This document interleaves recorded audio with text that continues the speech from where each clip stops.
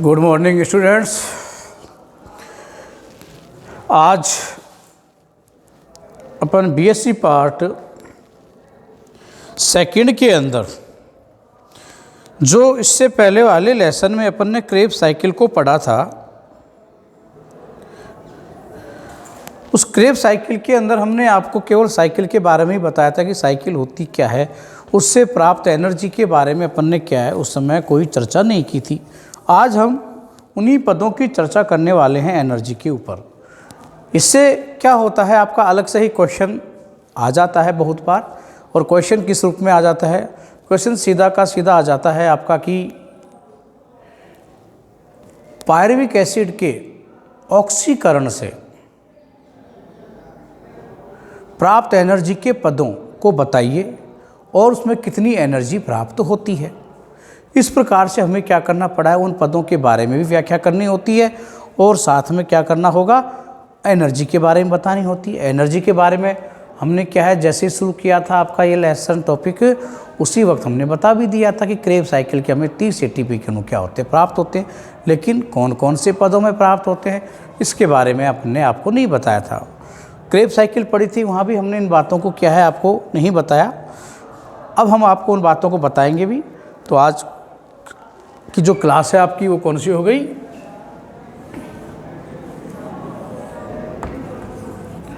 BSc part second है आपका, और क्लास आपकी है बॉटनी की, और टॉपिक जो पढ़ने वाले हैं आज अपन वो है एनर्जी इन क्रेब साइकिल।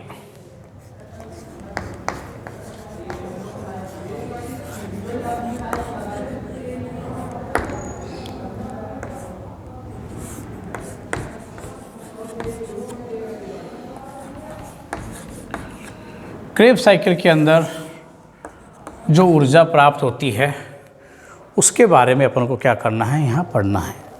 तो देखो कौन कौन से ऐसे पद थे जिनसे ऊर्जा अपन ने क्या की थी, प्राप्त की थी। सबसे पहला पद था पायरुविक एसिड से एसिटाइल को एंजाइम ए हमने जब बनाया, तो एसिटाइल को एंजाइम ए जो पहला पद देखा था आपने, क्या था आपका, एसिटाइल को एंजाइम ए था। क्रिया होती है पायरुवेट डिहाइड्रोजिनेज एंजाइम की उपस्थिति में, पायरुवेट डिहाइड्रोजिनेज एंजाइम में। और यहाँ क्या देखा था, NAD जो है वो कन्वर्ट होता है NADH2 के अंतर्गत। तो ये जो पद जहाँ भी अपन ने प्राप्त किए थे, ऐसे पद पूरे चक्र में हम जिनके बारे में हम आपको क्या लिखाते हुए भी गए थे पद, अगर आपने साइकिल देखी होगी तो ऐसे पदों को ढूंढो जहाँ पर NADH2 बनती है, FADH2 बनती है और GTP बनती है, वो सारे ऊर्जा के पद हैं। उन्हीं पदों के बारे में अपन को क्या करना है, यहाँ पर पढ़ना है कि कितनी कितनी ऊर्जा हमें प्राप्त होती है। तो इस क्रिया के अंदर जब अपन देखा था आपका, सॉरी मैं थोड़ा गलती कर गया, एसिटाइल को एंजाइम ये बनाते हैं अपन, ये आपका क्या है, पायरुवेट है, पायरुवेट, इससे बनाते हैं अपन क्या, एसिटाइल को एंजाइम ए बनता है ना। तो ये जो क्रिया बनती है उसमें ये आपका प्राप्त होता है। तो यहाँ आपको NADH2 प्राप्त होता है, और एक NADH2 से अपन को वन जो NADH2 है इससे टोटल कितने 3 क्या बनेंगे, ATP के अणु बनते हैं। कैसे बनते हैं उनके बारे में अपन बात अभी करने वाले हैं। तो इससे 3 ATP के अणु, एक तो पद आपका हमने ये देखा था, अलग अलग पदों के बारे में हम आपको अलग अलग तरीके से क्या है इस पूरे में बताएंगे। तो ये सब आप देख रहे हो कि इसमें अब जो मेन चीज़ है यहाँ समझने की बात है कि NAD इसके अंदर किस में कन्वर्ट होता है, आपका NADH2, यानी कि H2 का इसमें क्या हो रहा है, संयोजन होता है। यानी कि जो भी ऊर्जा प्राप्त होगी उसमें जो मेन बात आपको ध्यान में रखनी है वो क्या रखनी है कि हाइड्रोजन क्या होता है इसमें, कि हाइड्रोजन अणुओं के ETS में प्रवेश करने से ही आपकी क्या होती है, NADH2 बनती है। और NADH2 जब वो बनेगी उससे, तो उसी से अपन को आगे चलकर क्या ATP ETS चक्र के द्वारा अपन क्या करते हैं, प्राप्त करते हैं। तो यहाँ पर हाइड्रोजन का क्या होगा, निष्कासन होकर इसमें ये होता जाता है। तो अपन अब क्रेब साइकिल से प्राप्त जो एनर्जी है उन पदों को यहाँ पर अब देखते हैं कि किस प्रकार से ये सारी क्रिया होती है। तो पहले इसके बारे में थोड़ा बहुत बता देता हूँ मैं। क्रेब साइकिल में 30 ATP के अणु बनते हैं।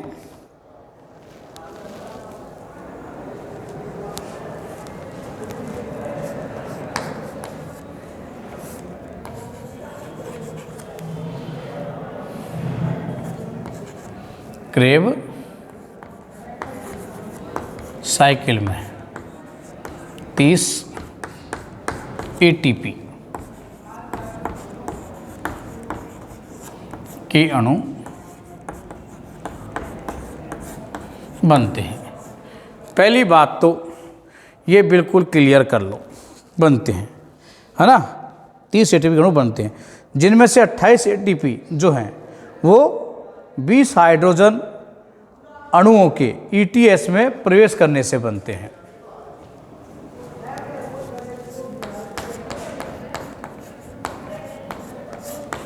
इनमें से 28 ATP अणु 20 हाइड्रोजन अणुओं के ETS में प्रवेश करने से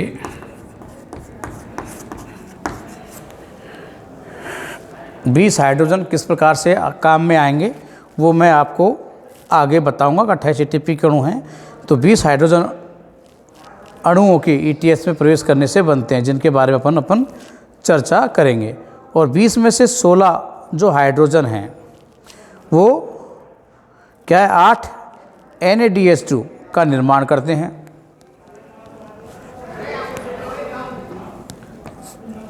बीस में से 16 हाइड्रोजन परमाणु, इनमें से 16 हाइड्रोजन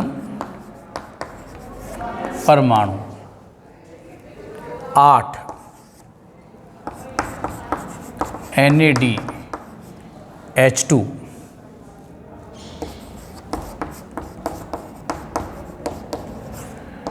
के निर्माण में भाग लेते हैं। 16 हाइड्रोजन परमाणु 8 है ना, 20 में से 16 हाइड्रोजन परमाणु 8 NADH2 का निर्माण करते हैं, या निर्माण के अंदर क्या लेते हैं, भाग लेते हैं। एक ही बात है। अब 8 लेते हैं, जिनमें से कितनी ATP बन जाएगी, अब जिनमें से अब लगा लो, इनसे, है ना, जिनसे यहाँ लिख दो 8 NADH2 से 8 गुणा 3 बराबर 24 ATP।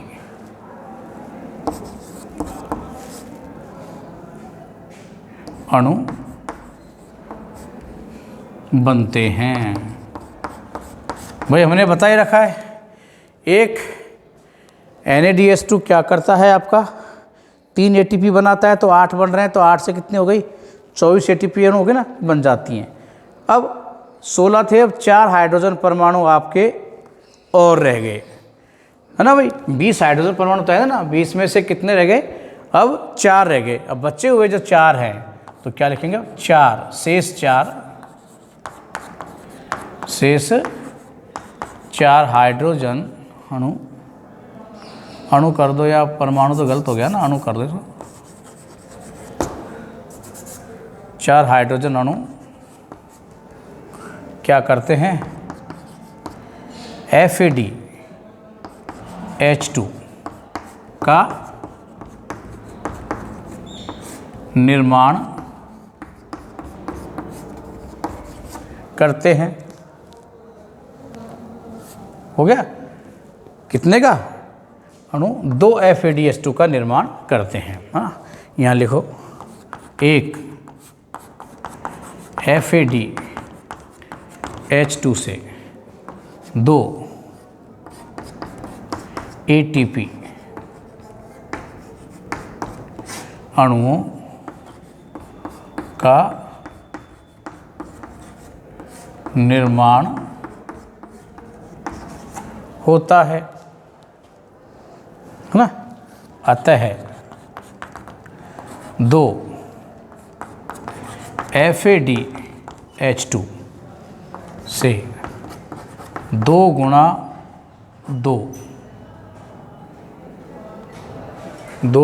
2 बराबर 4 ATP अणु बनते हैं। हो गया। अब देखो टोटल 24 ATP, ये 4 ये टोटल 28 ATP हो गए, नहीं हो गए। और हाइड्रोजन में देखो 16 ये और 4 ये, 16 और 4 20। इस प्रकार से टोटल 28 ATP अणु हैं। 20 हाइड्रोजन परमाणुओं से क्या होते हैं, ETS के द्वारा आपके बन जाते हैं। 16 और 4 20 क्या हो गए आपके ये भाई, 24 से 4 28 ATP के अणु तो बन गए। अब बच गए आपके 2 अणु और रह गए। 2 अणु ATP के अणु और रहते हैं। उनका निर्माण किस प्रकार से होता है भाई, हमने 28 बता दिया, लेकिन टोटल कितने हैं, 30 है ना। अब 2 और चाहिए। 2 आपको ने देखा था, हमने क्या किया था, एक पद लिया था आपका, है ना, स्वतंत्र ऊर्जा के रूप में सक्सिनाइल कोएंजाइम ए से सक्सिनिक एसिड बनाया था, है ना। तो वहाँ पर आपको क्या होता है, GTP के अणु बाहर निकलते हैं, तो वो स्वतंत्र ऊर्जा होती है आपकी, है ना। तो वह तो 2 ATP के अणु क्या है, स्वतंत्र रूप से बाहर निकलते हैं इसके अंदर। अब यहीं लिख देता हूँ मैं, 2 ATP के अणु स्वतंत्र रूप से बाहर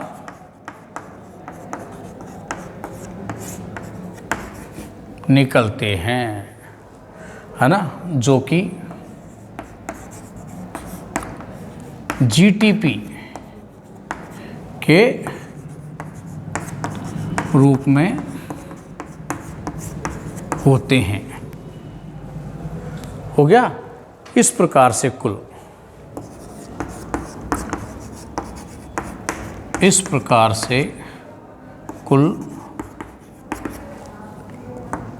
कितने 24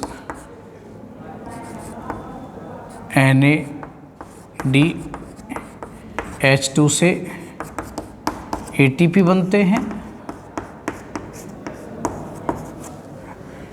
4 FADH2 से ATP बनते हैं। 2 स्वतंत्र रूप से ATP बनते हैं। 30 ATP क्रेब में प्राप्त होते हैं। तो देखो इस प्रकार से टोटल 30 ATP के अणु हमें क्या हो गए, प्राप्त हो गए हैं। ये तो हमने पूरा का पूरा आपका क्या बता दिया, क्रेब साइकिल के अंदर किस किस रूप में ऊर्जा का निष्कासन हुआ है, वो सारे निष्कासन के बारे में बताया कि ATP कितनी इसमें बनी। अब हम उन पदों के बारे में जानकारी लेते हैं जिन पदों के माध्यम से ये अणु क्या होते हैं, आपके प्राप्त होते हैं। तो ये बहुत इंपॉर्टेंट क्वेश्चन है ऊर्जा के ऊपर, तो आपको इसको विशेष रूप से ध्यान रखना है। इतनी चीज़ें तो आपको क्या ये बतानी ही पड़ेंगी एग्जाम के अंदर कि ऊर्जा किस प्रकार से प्राप्त अपन को हुई है। FAD से NADH से और स्वतंत्र रूप से जो कि GTP के रूप में क्या प्राप्त हुआ था। तो टोटल जो 30 ATP बनते हैं उन ATPों के बारे में आपको ये बताना है। सारी ATP जो बनेगी वो ETS चक्कर में प्रवेश करने के बाद में प्राप्त होती है। तो ETS चक्कर को तो हम क्या है भाई बाद में आपको बताएंगे, वो अभी का विषय नहीं है। केवल आज तो ऊर्जा के बारे में बात करेंगे, फिर आगे हम ETS चक्कर के बारे में विस्तार से पढ़ने वाले हैं। फिलहाल तो इसी को आपको देखना है। अब आगे हम उन पदों का जिक्र करते हैं जिनसे ऊर्जा अपन को निकलती है। इसका आप एक स्क्रीनशॉट ले लीजिए।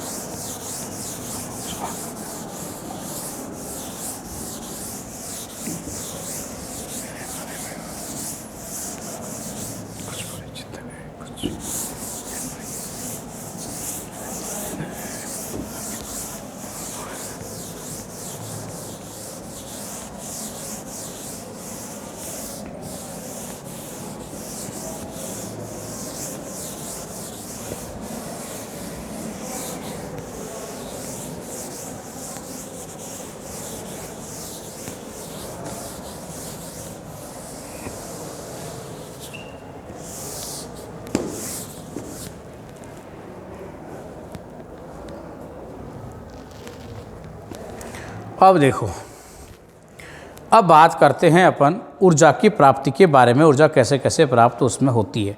तो हमने 3 प्रकार से ऊर्जा की प्राप्ति के पद बताएं, NADH2, FADH2 और स्वतंत्र ऊर्जा के रूप में। तो पहला पद हम लेते हैं NADH2 से प्राप्त ATP के अणु। तो पहला पद अपना है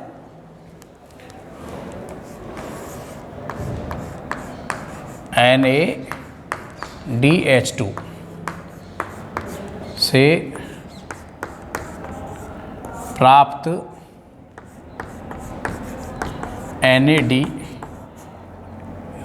गलत लिख दिया मैंने, NADH2 से प्राप्त ATP अणु से प्राप्त ATP अणु, ये अपना टॉपिक है जो हमें पढ़ना है। इसमें वो सारे पद पढ़ेंगे अपन जिससे अपन को क्या है NADH2 क्या होता है, प्राप्त होता है। तो पहला स्टेप तो हमने आपको बता ही दिया था कि पायरुविक एसिड या पायरुवेट के द्वारा एसिटाइल को एंजाइम ए आपका बनता है। तो देखो सब वो पद पढ़ने हैं। तो प्रथम पद जो है अपना क्या था,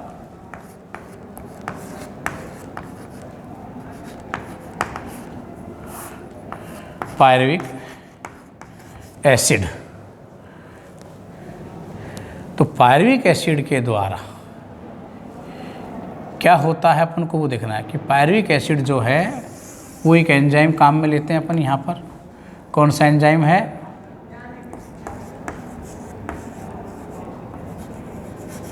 पायरुवेट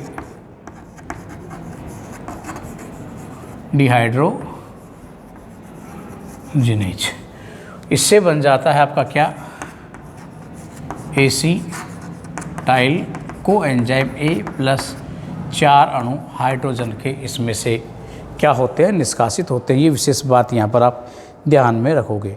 तो 4 अणु जो हाइड्रोजन के निष्कासित हुए हैं, ये 4 अणु जो हैं वो क्या करते हैं, 2 NAD से क्रिया कर जाते हैं।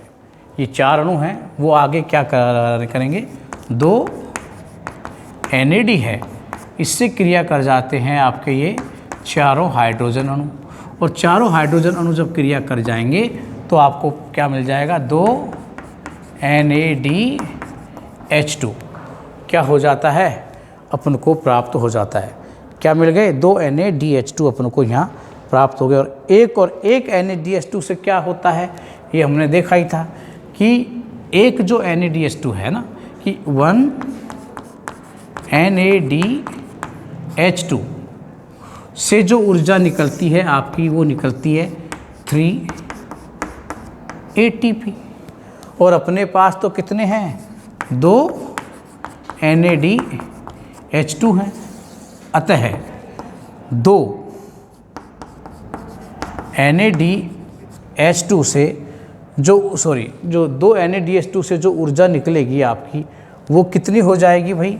देखो आप 1 से 3 है ना, तो 3 ATP into 2 is equal to 6। 3 दूनी 6 हो गए ना भाई, 2 है तो 6 ATP।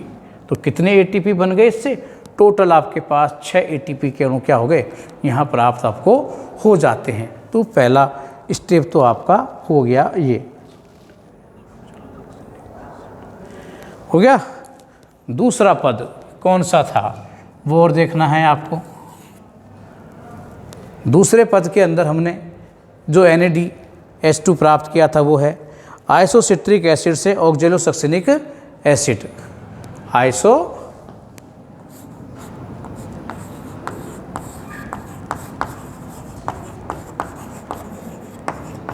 सिट्रिक एसिड से क्या बनेगा, ऑक्जेलो, क्या बन जाता है इससे अपना, ऑक्जेलोसक्सिनिक एसिड। ऑक्जेलोसक्सिनिक एसिड प्लस 4 हाइड्रोजन के परमाणु सब में निकलने वाले हैं, और ये 4 हाइड्रोजन के परमाणु निकल गए। सेम इसी प्रकार से क्या होगा, ये आपकी क्रियाएं कराते आप रहोगे इसमें भी। तो क्या क्या निकलेगा इसके अंदर वही देख लो। क्या हो गया आपका, 2 NAD प्लस 4 H प्लस, इससे 2 NADH2 बन गए ना। तो अब इसमें 2 NA से, और हम जानते हैं 2 NADH2 हैं इनसे, और 1 NADH2 से जो ऊर्जा मिलती है वो कितना मिलती है आपको, 3 ATP मिलेगी, 3 ATP के अणु। तो इसी प्रकार से 2 जो आपके क्या हैं NADH2 हैं, इनसे जो ऊर्जा मिलने वाली है वो कितनी मिलेगी, 3 ATP into 2 is equal to कितने हो गए, 6 ATP। तो इससे भी 6 ATP हो गई है ना। पहला पद हो गया, ये दूसरा पद हो गया। 6 ATP के अणु अपने पास, 6 दूनी 12 ATP के अणु तो अभी तक क्या हो चुके हैं, प्राप्त अपन को हो चुके हैं। अब तीसरा पद लेते हैं, अल्फा कीटो ग्लूटेरिक एसिड से सक्सिनाइल कोएंजाइम A। तीसरा पद अपन लेते हैं, अब दूसरा हो गया ना, ये पद है आपका सेकंड। अब ये पद है आपका थर्ड। थोड़ी जगह और कम पड़ेगी अपने पास, ज़्यादा लंबा कर दिया अपन ने, ये एक साथ ले लेते चलो। Alpha keto glutaric acid. एक चीज़ अपन ने भाई और यहाँ पर क्या कर दी है, थोड़ी मिस आउट कर देते हैं भाई। चलो खैर कोई दिक्कत नहीं, इसमें तो बहुत ज़्यादा बताने की इतना जरूरत नहीं। अब है सक्सिनाइल, क्या बनेगा इससे, succinyl coenzyme A plus 4 hydrogen परमाणु। 4 हाइड्रोजन परमाणु जो निकल गए, वही सेम क्रिया होगी। 4 हाइड्रोजन जो परमाणु निकलते हैं आपके, वो क्या करते हैं, 2 NAD से क्रिया कर जाएंगे और क्या बना देंगे, 4 नहीं 2 NADH2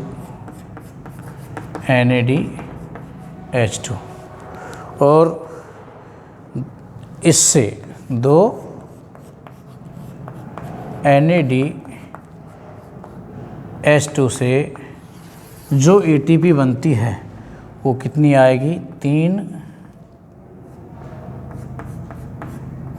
NADH2 into 2 is equal to 6 ATP।